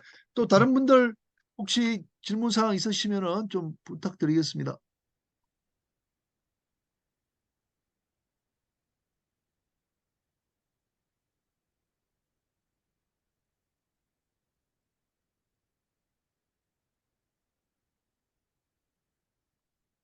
예, 여기 설치 전용선이 운송하지 않고 그 설치 지역에서 째값 이후에 위치가 고정되어 설치 작업만 하고 그 선단으로 운송할 때는 그렇죠. 그럴 때는 뭐 그 운송이라고 할 수가 없죠. 예, 두 곳의 이동이 아니기 때문에요. 예, 근데 이제 그거는 하고 싶어 하지를 않죠. 왜냐하면 이제 그 바다에서 배에서 배로 이렇게 옮기는 작업이 굉장히 어렵습니다. 그러니까 고정이 되지 않는 배에서 고정된 배로 옮기는 거가 이 해상 조건을 받게 되면 이제 크레인으로 예, 케이블이 높게 올라가서 여기서 예를 들어서 이제 한 10m 옮기는데요. 여기서 한 이 배에서 저 배로 10m 옮기는데 어떨 때는 한 3, 40분 기다려야 될 때도 있습니다. 배가 막 계속 흔들거리니까. 예.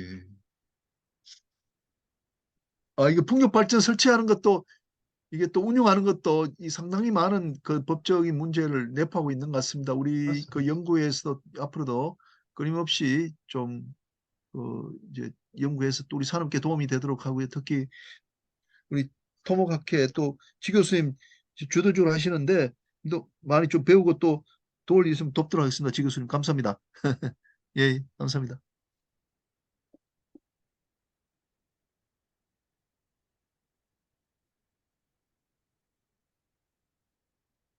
예, 그럼 질문 없으시면요. 오늘 뭐 행사는 이걸로 마치도록 하겠습니다. 네, 감사합니다. 예, 오늘 행사 이걸로 마치도록 하겠습니다. 여러분들 많이 수고하셨습니다. 들어주셨는데요. 고맙습니다. 특히 오늘 그 2시부터 한 이상석 차장님, 강동화 부장님, 그리고 이종덕 그 저 부장님 좋은 발표 감사하고요. 또 장세호 실장님 좋은 아이디어 감사합니다. RG 관련해서. 오늘 행사 이걸로 마치도록 하겠습니다. 여러분 감사합니다. 새해 복 많이 받으세요. 감사합니다. 마치겠습니다. 네, 교수님 수고하셨습니다. 예, 감사합니다. 예.